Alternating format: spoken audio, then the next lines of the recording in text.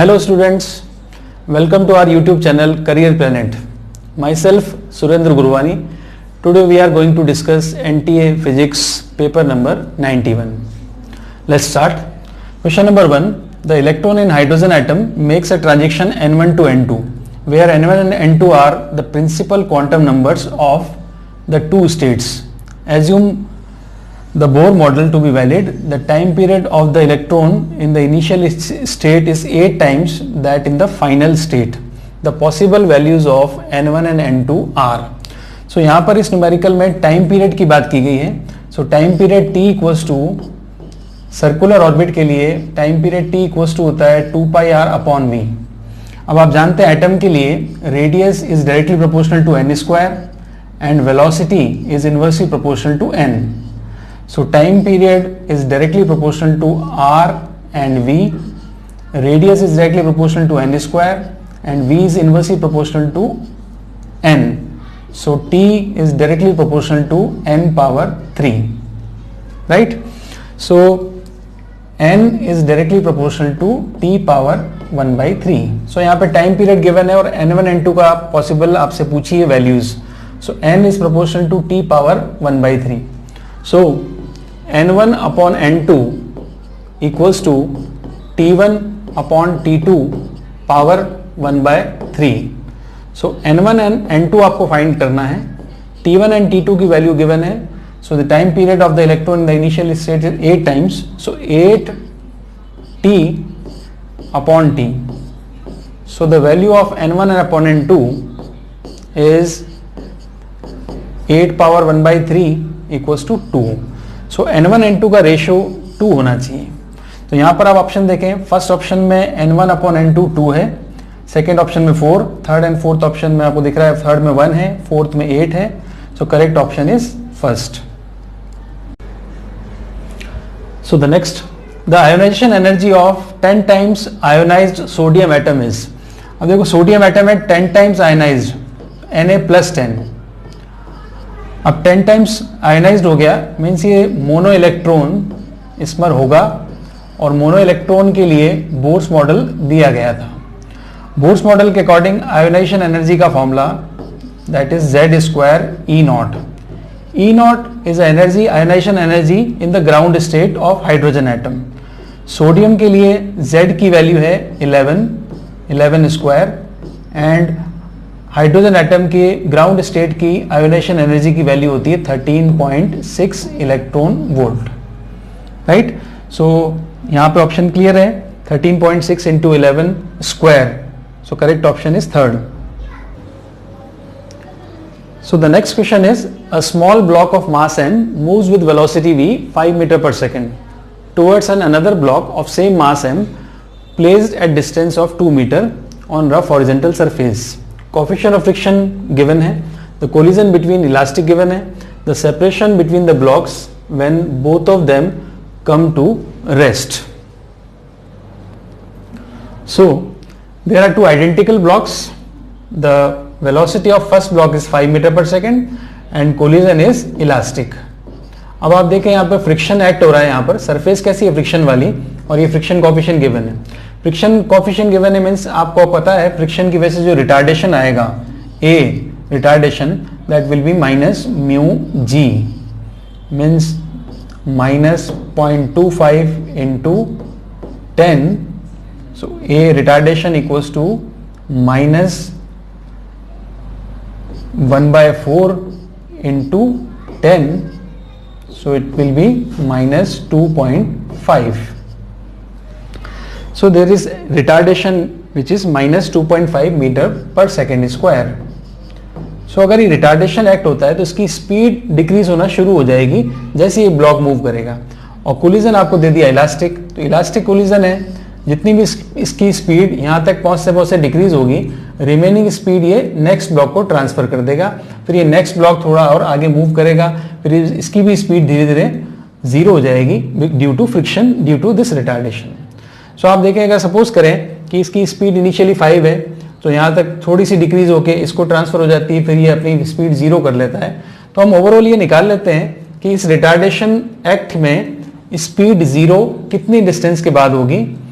Retardation given है, initial speed given है, finally हमें रेस्ट में लाना है और डिस्टेंस हमें निकालनी है। तो उसके लिए हम थर्ड इक्वेशन यूज करेंगे, मोशन की थर्ड इक्वेशन। थर्ड इक्वेशन आपको पता है v square equals to U square plus 2as। Finally इनको रेस्ट में आना है तो 0, इनिशियल स्पीड 5 स्क्वायर हो गया 25 प्लस 2, एक्सीलरेशन हो गया -2.5 इंटू एस। सो 25/5 एस की जो वैल्यू आप कैलकुलेट करोगे that will be 5 metre. Means block first हो चाहे फर्स्ट की स्पीड सेकंड को ट्रांसफर हो, सेकंड जाके रेस्ट होगा, ओवरऑल फाइनली रेस्ट में आएगा, तो टोटल डिस्टेंस जो ट्रेवल करेंगे वो होगी 5 मीटर। 5 मीटर टोटल डिस्टेंस है, इनिशियली डिस्टेंस 2 मीटर है। तो आप देखें टोटली, आप देखो टोटल डिस्टेंस अगर 5 मीटर कवर होती है तो सपोज करें यहां तक पहुंच जाता है सेकंड ब्लॉक, तो टोटल डिस्टेंस जो आपने कैलकुलेट की एस वो है 5 मीटर। तो कोलिजन के बाद इन दोनों ब्लॉक्स के बीच में जो डिस्टेंस होगा, फर्स्ट वाला ब्लॉक ये फर्स्ट है, ये सेकंड है, राइट। फर्स्ट वाला ब्लॉक यहाँ पे आ जाएगा तो थोड़ी देर बाद ये फर्स्ट हो जाएगा और सेकंड यहाँ चला जाएगा, तो फाइनली इनके बीच में डिस्टेंस क्या होगी 3 metre. So correct option is 3 metre. Now the next question is, two identical spheres P and Q lie on a smooth horizontal circular groove at the opposite ends of a diameter. P is projected along the groove and the end of the time t impinges on Q. If E is the coefficient of restitution, the second impact will occur after the shortest time of so in this numerical there are two rings P and Q. The speed of P is u, it will collide Q and the coefficient of restitution is E, right? So ये जब P Q से collide करता है इसमें लगने वाला time T है। So value of T is D equals to, आप देखो P Q तक जाके कोलाइड करेगा, so the distance between P and Q is half of circumference pi r and the speed of P is u. So it is equation first. Now Q is there, it is Q and it is P and the collision यहाँ पर हो रहा है, तो collision के लिए coefficient of restitution का formula according to Newton's law V2 minus V1 equals to E U1 minus U2. So यहाँ पे second body Q है, so VQ minus VP equals to E UP minus UQ। अब initially Q जो second body है इसकी velocity 0 है because Q rest पर है और P आके कोलाइड करता है, Q रेस्ट पे था, तो U2 और UQ इज 0, तो ये वैल्यू 0 है and UP equals to U है। यहाँ पर VQ minus VP means there is relative velocity कि Q की स्पीड P के रेस्पेक्ट में आप निकाल रहे हो, so it is relative velocity v relative velocity of Q with respect to P, it is equals to EU, it is equals to EU, so the relative velocity is EU। अब आपसे पूछा क्या है इसमें कि Q से collide करने के बाद ये Q मूव करता है, P और Q दोनों मूव कर रहे हैं, दोनों के बीच की रिलेटिव वेलोसिटी आपने निकाल दी, so कितने टाइम बाद अगेन कोलाइड करेंगे। सो अगेन कोलिजन के लिए हम टाइम निकालना चाहते हैं T, पाथ कैसा है सर्कुलर है, तो दोनों कोलाइड करेंगे तो इनका जो डिस्टेंस होगा कोलिजन के लिए वो होगा 2 पाई r और जो स्पीड है वो हम रिलेटिव लेंगे, वेलोसिटी जो है वो हम रिलेटिव लेंगे, that is EU। First equation में टाइम की वैल्यू आप देखो पाई r बाई यू है, तो पाई r बाई यू यहाँ पर इसकी जगह आप t पुट करेंगे, सो जो टाइम जिसके बाद ये दोनों अगेन कोलाइड करेंगे that is 2t by e। अब आप देखें ऑप्शन इसमें, सो इसमें फर्स्ट ऑप्शन है 2 pi by T E, second option pi T by E, third T by E and fourth option 2t by A. So correct option is 2t by E. So next, a stone of mass 1 kg is tied at one end of the string of length 1 meter. It is whirled in the vertical circle at constant speed 4. The tension in the string is 6 Newton. Then the stone is at। So vertical circular motion में आपको tension के relation आपको पता है। यहाँ पे position देखो, top, bottom, half way down, none of these. So lowest point पे टेंशन TL मिड पॉइंट पे TM एंड हाईएस्ट जो टॉप पॉइंट पर होता है वो TH होता है। सो सर्कुलर मोशन इस तरह का है। ये लोवेस्ट पॉइंट ये आ गया, वेट होता है mg, टेंशन होगा T लोवेस्ट पॉइंट पे एंड द स्पीड जो है इसकी वो है v। सो लोवेस्ट पॉइंट के लिए हम लिखेंगे TL minus mg equals to mv² by r या फिर L। So tension at the lowest point हम निकालें, it is equals to mg plus mv² by L। So mg यहाँ पर है आपका है 10, m1 kg है, g से मल्टीप्लाई करोगे 10 आएगा, plus mv² by L solve करें, m1 kg है, लेंथ 1 kg है, स्पीड है 4 का स्क्वायर 16। सो लोवेस्ट पॉइंट पे टेंशन कैलकुलेट करोगे तो आती है 10 प्लस 16 सॉरी, तो 26 न्यूटन, राइट। सो लोएस्ट पॉइंट पे टेंशन 26 न्यूटन है। अब यहाँ पर इसने बोला है, न्यूमेरिकल में दिया गया है tension in the string is 6 newton. So next position होती है मिड पोजीशन। मिड पोजीशन पे टेंशन होती है TM which is equals to mv² by L। Weight इसका mg डाउनवर्ड्स होता है, तो मिड पॉइंट की जो टेंशन लिखेंगे, मिड पॉइंट की tension TM it is equals to mv² by L। So TM की वैल्यू है 16 न्यूटन। सो लोएस्ट पॉइंट पे टेंशन 26, मिड पॉइंट पे टेंशन 16। सो यहाँ पर टेंशन 6 है, तो हाईएस्ट पॉइंट पे क्या पोजीशन होती है, हाईएस्ट पॉइंट पे टेंशन क्या होती है वो देखते हैं। हाईएस्ट पॉइंट पे टेंशन है TH और यहाँ पर स्पीड होती है, जो भी स्पीड अब लेंगे v। सो TH प्लस mg, पार्टिकल का वेट mg डाउनवर्ड्स है। हाईएस्ट पॉइंट की टेंशन के लिए फॉर्मूला होता है TH प्लस mg। TH भी सेंटर की तरफ है, mg भी सेंटर की तरफ है, दोनों मिलकर सेंट्रीपिटल फोर्स प्रोवाइड करते हैं, that will be mv² by L। So TH की कैलकुलेट करें वैल्यू, ये होगी mg की mv² बाय L 16 है, mg की वैल्यू 10 है। सो हाईएस्ट पॉइंट पे टेंशन होती है 6 न्यूटन। सो इसने ही पूछा था कि अगर टेंशन 6 न्यूटन है तो पोजीशन ऑफ द स्टोन क्या होगा। सो हाईएस्ट पॉइंट पे टेंशन कैलकुलेट किया, 6 आया, 6 न्यूटन टेंशन दिया था, तो करेक्ट ऑप्शन है। So answer is top of the circle. So the next question, magnet of dipole moment 2 ampere metre square is deflected through 30 degree from magnetic meridian. The required deflecting torque is, so यहाँ पे magnetic torque के लिए बोला है, magnetic torque calculate करना है।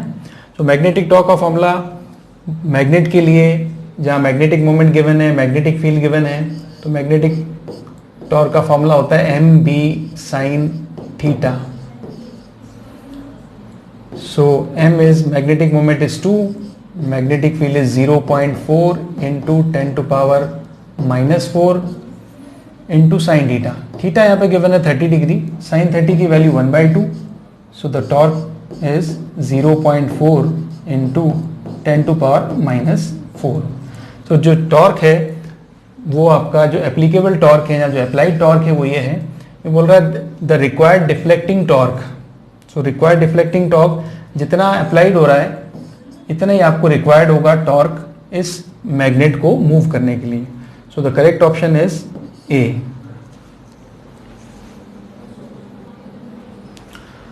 Next, a metre bridge is used to determine the resistance of unknown wire by measuring the balancing point of length L.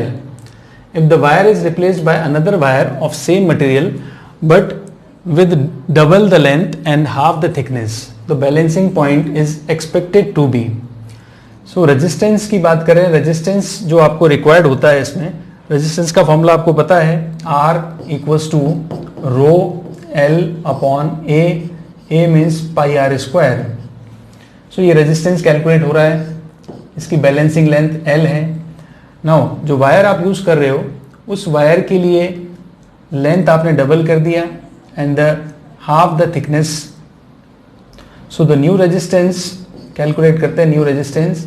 So rho length आपने double कर दिया 2L एंड थिकनेस जो है आपने half कर दिया इसमें, तो थिकनेस के लिए क्या होगा, रेडियस का हाफ लिखेंगे r/2 का स्क्वायर। सो तो r डैश इक्वल्स टू, अब जो नया रेजिस्टेंस होगा ये इनिशियल रेजिस्टेंस है, न्यू रेजिस्टेंस जो आएगा वो होगा 8 रो L upon pi r square. ये 2 का स्क्वायर 4, 4 इंटू 2 8 आ गया। सो r dash will be 8r। सो जैसे आप वायर को चेंज करेंगे, तो वायर को चेंज करने से जो वैल्यू चेंज होगी, आपकी लेंथ है, थिकनेस है, इनको चेंज करने से रेजिस्टेंस की वैल्यू क्या हो गई, 8r। So the balancing point is expected to be. सो अब जब रेजिस्टेंस R था तो बैलेंसिंग पॉइंट गिवन थी L। जब रेजिस्टेंस 8R हो गया तो बैलेंसिंग लेंथ उसकी 8 टाइम्स हो जाएगी, because resistance is directly proportional to balancing length. Metre base के लिए आपको फॉर्मूला पता है, मीटर बेस का नॉन रेजिस्टेंस का formula x equals to L upon 100 minus L into R। ये आपने मीटर बेस के लिए फॉर्मूला पढ़ा है। सो रेजिस्टेंस का मेजरमेंट लेंथ पे डिपेंड करता है, और आपने वायर चेंज किया, रेजिस्टेंस आपका 8 टाइम्स हो गया तो बैलेंसिंग लेंथ भी 8 टाइम्स हो जाएगी। Correct option is C। Now next, all the edges of the block with parallel faces are unequal. Its largest edge is twice its shortest edge. The ratio of maximum to the minimum resistance between parallel faces. यहाँ पर resistance का maximum से minimum के लिए ratio आपसे पूछा है। सो ये शेप है, longest side is C, then B, then A, and the largest side C is 2 times of shortest side. अब आपसे पूछा है R maximum and R minimum का रेशियो। सो R मैक्सिमम निकालें। अगर आपको पता है R मैक्सिमम चाहिए तो आपको ये भी पता है कि लेंथ सबसे ज़्यादा होना चाहिए। सो R मैक्सिमम आप लेंगे इस साइड से इस साइड के बीच में, it is R maximum. So rho length हो जाएगी C और क्रॉस सेक्शन एरिया होता है A into B, it is R maximum. And minimum R के लिए स्मॉलेस्ट लेंथ लें, वो है A। So rho into A upon जो लेंथ आती है A आएगी, क्रॉस सेक्शन एरिया जो होगा वो होगा B into C, right. So आपको maximum to minimum ratio find करना है।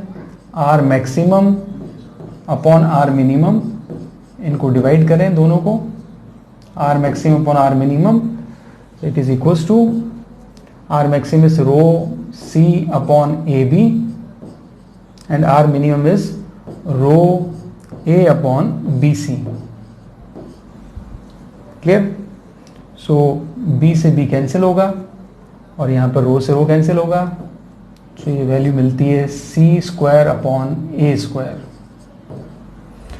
सो आपको पता है C equals to twice of A, so here is the ratio 4:1. So correct option is B.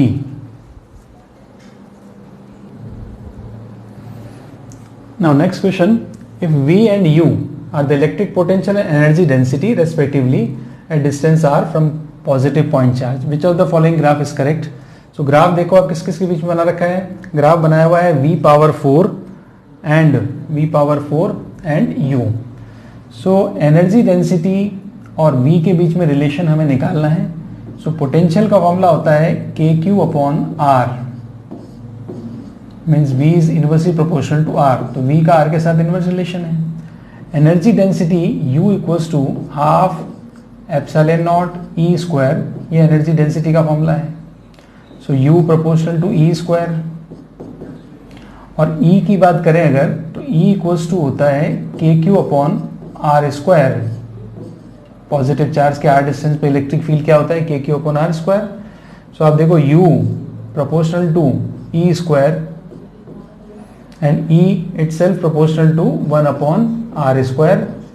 So E अगर R स्क्वायर के इनवर्सली प्रोपोर्शनल तो E square क्या होगा, R पावर 4 के डायरेक्टली प्रोपोर्शनल होगा, 1 अपॉन R पावर 4 के directly proportional होगा। सो V हमें पता है 1 अपॉन R V के डायरेक्टली प्रोपोर्शनल है, तो यहाँ पर 1 अपॉन R का पावर 4 है, तो आप लिख सकते हैं U proportional to v power 4। So graph बनाने के लिए सबसे इंपॉर्टेंट होता है कि जिन बीच क्वांटिटीज़ के बीच में आप ग्राफ ड्रॉ कर रहे हो उनका रिलेशन क्लियर हो। सो यहाँ पर फर्स्ट क्वांटिटी u है और सेकंड क्वांटिटी v पावर 4, ये इटसेल्फ एक क्वांटिटी है v पावर 4। डायरेक्टली प्रोपोर्शनल का रिलेशन है, तो डायरेक्टली प्रोपोर्शनल के रिलेशन के लिए आपको पता है ग्राफ कैसा बनता है, स्ट्रेट लाइन। तो here correct option is C। Next, the minimum value of effective capacitance that can be obtained by combined three capacitors of capacitance 1 picofarad, 2 picofarad and 4 picofarad। Capacitance में आपको पता है कि जब इनको सीरीज में कंबाइन करते हैं तो कैपेसिटेंस कम होता है, और जब पैरेलल में कंबाइन करते हैं, बिकॉज पैरेलल का फॉर्मूला है C1 + C2 + C3, तो पैरेलल में कंबाइन करोगे तो कैपेसिटेंस बढ़ता है, सीरीज में कंबाइन करोगे कैपेसिटेंस घटेगा। तो आपसे पूछा है मिनिमम वैल्यू, तो मिनिमम वैल्यू के लिए आपको उनको सीरीज में कनेक्ट करना पड़ेगा। सो सीरीज के लिए रिलेशन लगाएंगे 1/C इक्वलेंट। यहाँ पर 3 रेजिस्टेंस है, पहला 1 है, दूसरा 2 है, थर्ड वाला 4th है। सो 1/C, यहाँ पर एलसीएम लेंगे 8, यहाँ 4 एलसीएम ले लें 4, यहाँ पर आएगा 4 + 2 + 1। So 1/C equals to 7/4।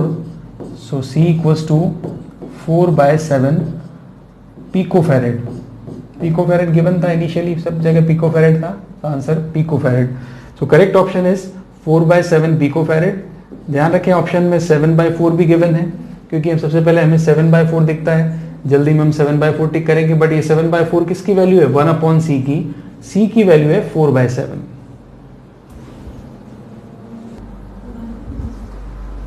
Next, a coil of wire of radius r has 600 turns and self-inductance 108 millihenry. The self-inductance of the coil with the same radius but turns are 500 turns. So turns आपने change किए, radius same है। जब turn 600 थे तो inductance 108 मिलीहेनरी था। Inductance के लिए आपको पता है इंडक्टेंस का रिलेशन, inductance is directly proportional to n square. So L1/L2 equals to N1 square upon N2 square। L1 given है 108, L2 आपको फाइंड करना है। Number of turns initial given है 600, तो 600 इंटू 600, और फाइनली जो टर्न्स रखने हैं वो है 500 इंटू 500। यहाँ से आप L2 कैलकुलेट कर सकते हैं। L2 इक्वल्स टू होगा 25/36 इंटू 108। सो L2 कैलकुलेट करेंगे आएगा 75 मिली हेनरी। तो correct option is B, 75 milli henry. Next, low loss transformer has 230 volt applied to the primary and gives 4.6 volt. Apply करो 230 और जो आउटपुट वोल्टेज है वो है 4.6 volt in the secondary. The secondary is connected to a load which draws 5 ampere the current in the primary. अब यहाँ पर लो loss transformer means आपकी जो पावर है, एनर्जी है, उसका लॉस नहीं है, तो पावर कंजर्वेशन हम लगा सकते हैं। पावर कंजर्वेशन लगाएंगे, so VP IP equals to VS IS। Transformer में रिलेशन आप यूज करते हो। सो प्राइमरी जो वोल्टेज है वो है 230 एंड IP आपसे पूछा है primary current equals to secondary voltage जो आउटपुट आ रहा है इसमें वो है 4.6 एंड जो सेकेंडरी करंट है that is 5 ampere. So IP calculate करना है 4.6 इंटू 5/230। ये आप कैलकुलेट कर सकते हैं 4.6 into 5/230। So IP equals to 0.1 ampere. So current in the primary current is 0.1 ampere. Next, the radius of earth is r, then the height h at which the value of g becomes 1/4। तो वो height calculate करनी है आपको जहां पर g अर्थ के surface के g का 1/4 हो जाएगा। सो g का at the height h formula आपको पता है, g dash equals to g 1 + h/r का होल स्क्वायर। r क्या है, रेडियस ऑफ द अर्थ है। सो जी डैश जो गिवन है आपका 1/4 है, तो जी डैश इक्वल्स टू g/4, मैं लिख देता हूँ, देखो g/4, सो g से g कैंसिल हुआ, 1 प्लस h/r का होल स्क्वायर इक्वल्स टू होगा 4, right. So 1 plus h/r it equals to 2, under root लिया दोनों side, so h/r equals to 1, 2 minus 1 1 होगा, so h equals to r, so the correct option is B. Now next, the depth d at which the value of acceleration due to gravity becomes 1 upon n times the value at the earth surface. R is the radius. So depth के लिए formula g dash equals to g1 minus d upon r. यहाँ पर g dash is 1 upon n times of the g, so g/n equals to g1 minus d upon r. आपको यहाँ से depth calculate करना है, तो g से g तो कैंसिल हो गया, 1 upon n equals to 1 minus d upon r. So d upon r equals to 1 minus 1 upon n. ये d बाई आर इधर ले गए, 1 अपॉन n आपने उधर माइनस कर दिया, so d by R equals to, ये 1 माइनस 1 अपॉन n है, एलसीएम लेंगे तो n माइनस 1 अपॉन n होगा, so d equals to, d की वैल्यू निकाल सकते हैं, r आप मल्टीप्लाई करेंगे, r n minus 1 upon n. So correct option is C, third. Next, the spectral energy distribution of the sun has a maximum at 4753 angstrom. If the temperature of the sun is 6050 Kelvin, the temperature of a star for which this maximum is at 9506 angstrom. So spectral energy distribution for maximum wavelength के लिए आपको हमें पता है कि Wien's displacement law आपको यहाँ पे यूज करना पड़ता है. So lambda m is inversely proportional to t, ये रिलेशन है. So lambda m1 upon lambda m2 equals to t2 upon t1. So हमें t2 फाइंड करना है, t2 equals to lambda m1 upon lambda m2 into t1. So lambda m1 given है 4753 angstrom, 4753 angstrom. इस angstrom के लिए temperature required है 9506 angstrom, और इस वेवलेंथ के लिए जो कॉरेस्पॉन्डिंग टेम्परेचर गिवन है वो है 6050 केल्विन. सो आप यहाँ से T2 कैलकुलेट करेंगे तो आपको मिलेगा 3025 kelvin. So the correct option is first.